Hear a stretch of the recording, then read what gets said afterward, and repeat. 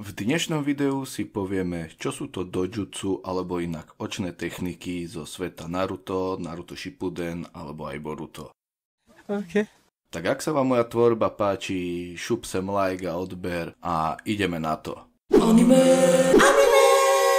Dojutsu alebo inak očné techniky sú genetické ninja schopnosti, ktoré využívajú oči k poskytovaniu širších schopností oka. Patria medzi Kekkei Genkai, čo v skratke znamená, že je to technika dedená pokrvnou líniou, takže nej sú klasifikované ako jedny z hlavných typov jutsu. Nevyžadujú použitie ručných pečatí a v niektorých prípadoch uľahčujú obranu pred genjutsu, taijutsu a aj ninjutsu k porazeniu súpera. Všetky známe dojutsu takisto poskytujú používateľovi niektoré unikátne schopnosti, ako je napríklad rozšírené zorné pole alebo prediktívne schopnosti. Použitie dojutsu často spotrebuje veľké množstvo čakry. Dojutsu, ako som už pred chvíľou hovoril, sa predávajú dedične, ale je možné ich implantovať do tretej osoby. Dodnes sú známe tieto dojutsu: Yogan, Byakugan, Sharingan, Mankegeyo Sharingan, Rinnegan,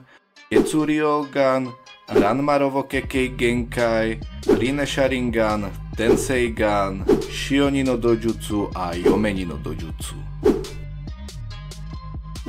Yogan, alebo v doslovnom preklade čisté oko, bolo prebudené Uzumakimu Borutovi v jeho pravom oku. V mange je vzhľad Yoganu predstavovaný ako oko sotva viditeľného zrenicou, zatiaľ čo v anime je Yogan modrý, oko je ohraničené čiernou a zrenica je viditeľná. Byakugan v doslovnom preklade je biele oko, alebo taký ten význam by to malo mať, že vševidiace biele oko, je dojutsu Kekkei Genkai klanu Hyuga a klanu Otsutsuki, ktorí zdedili ten klan Hyuga od Kagui Otsutsuki. OK. Je zaradený medzi tzv. Tri veľké očné techniky, zvyšné sú Sharingan a Rinnegan. Keď sa Byakugan aktivuje, pri očiach sa napnú žilky. Byakugan má schopnosť vidieť čakru, plus každý užívateľ má skoro 360 stupňové zorné pole. Výnimkou, alebo skôr sklepý bod by som povedal, je za prvým hrudným stavcom. Ďalej užívateľia vidia všetko naokolo v okruhu 50 metrov. Ďalej dokážu vidieť cez steny alebo predmety na dlhé vzdialenosti, takže dalo by sa povedať, že majú taký wallhack. Jeden z najmocnejších aspektov Byakuganu je schopnosť vidieť vnútorný čakrový systém, čo je kľúčový aspekt použitia Yukenu, alebo v preklade vznešená päsť sa to volá, ktorý práve útočí na tento systém. Pokiaľ je Byakugan dostatočne vyvinutý, môže užívateľ vidieť jednotlivé čakrabody, ktoré umožňujú zastaviť úplne protivníkov tok čakry tak, že oponent nemôže vykonávať techniky, ktoré vyžadujú použitie čakry. Majstri Byakuganu môžu dokonca zabiť jedným úderom.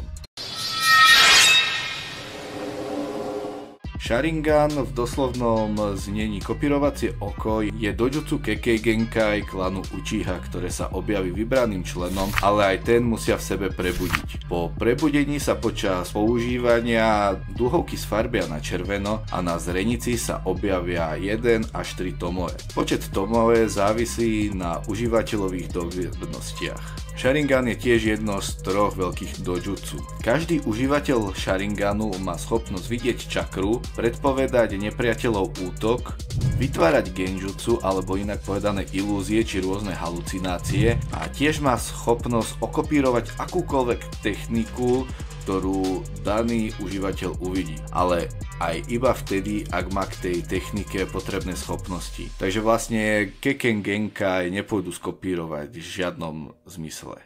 OK. Známi užívateľia Sharinganu sú Hagoromo Otsutsuki, Indra Otsutsuki, Uchiha Madara, Uchiha Obito, Uchiha Shisui, Uchiha Itachi, Uchiha Sasuke, Danzo Shimura či Hatake Kakashi. Je ich viacej, ale myslím si, že je jasné, že títo sú takí naozaj že najznámejší. Mankegeyo Sharingan, čo je doslova kaleidoskopické kopírovacie oko, sa odlišuje od Sharinganu svojím vzhľadom, kde mení svoje tomoe na znaky. Každý užívateľ Mankegeyo Sharinganu vlastní iný vzhľad oka. Väčšinou sa vyvinie, keď užívateľ prežije nejaké trauma, pri ktorom videl umierať niekoho jemu blízkeho. Klan Uchiha si ale zle vysvetlil postup získaniu Mankegeho Sharinganu a ľudia z klanu potom zabíjali svojich najlepších priateľov, aby ho vlastne získali.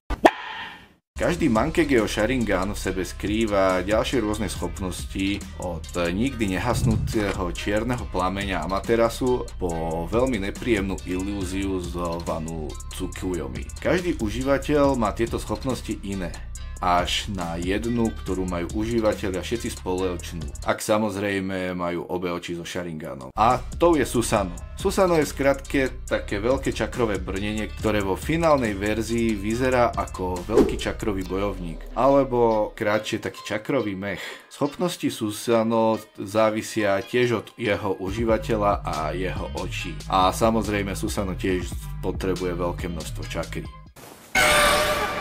Rinne Sharingan je Kekei-mora dojutsu a predchodca Rinneganu a Sharinganu. Je charakteristický čiernym očným bielkom a duhovkou a svojim gulatým vzorom je rozprestený po celom oku a má tuším 9 tomoe. Rinnegan je známy ako najsilnejšie z troch veľkých dojutsu a hovorí sa, že v dobe nepokojov ten, kto je nositeľom Rinneganu, bol poslaný z neba a stane sa z neho buď boh stvorenia alebo bohom deštrukcie. Rinnegan je charakteristický svojim kružnicovým vzorom po celom oku a svojou farbou, ktorá je tiež na celom oku a tá je fialová. Taktiež je veľmi vzácny. Zatiaľ ho vlastnili až traja užívateľia, tými sú Hagoromo Otsutsuki, Uchiha Madara a Uchiha Sasuke. Áno, aj Nagato a Uchiha Obito vlastnili Rinnegan, ale oni ho v sebe neprebudili. Mali v sebe Madarové oči a Madara vďaka Hashiramovým bunkách to prebudil v sebe. Rinnegan umožňuje užívateľom sa rýchlo naučiť rôzne techniky a tiež používať všetky základné elementy čakry. Užívateľ Rinneganu sa vlastne môže naučiť akúkoľvek techniku okrem tých, ktoré potrebujú Kekei Genkai. Rovnako ako Sharingan a Byakugan, aj Rinnegan umožňuje vidieť čakru. Rinnegan svojemu užívateľovi tiež dáva moc nad technikami 6 ciest a takisto moc nad životom a smrťou. Ketsu Ryugan je dojutsu Kekei Genkai, ktoré má pár jedincov klanov Shinoike. Ketsu Ryugan sa dá poznať svojou načervenalou farbou a užívateľia Ketsu Ryugan majú tzv. Oči červené ako krv. Ranmaru má Kekei Genkai, ktoré keď sa aktivuje, tak sa Ranmarovi oči rozžiaria červenou farbou. Jedna zo schopností dovoluje vidieť cez objekty a narušuje funkciu ostatných dojutsu, ako napríklad Byakugan, ku ktorému je toto dojutsu často prirovnávané. Tenseigan je dojutsu, ktoré vlastní Hamura Otsutsuki a jeho potomstvo. Tenseigai je charakteristický svojimi modrými zornicami a duhovkami, ktoré majú kvetinovaný vzor.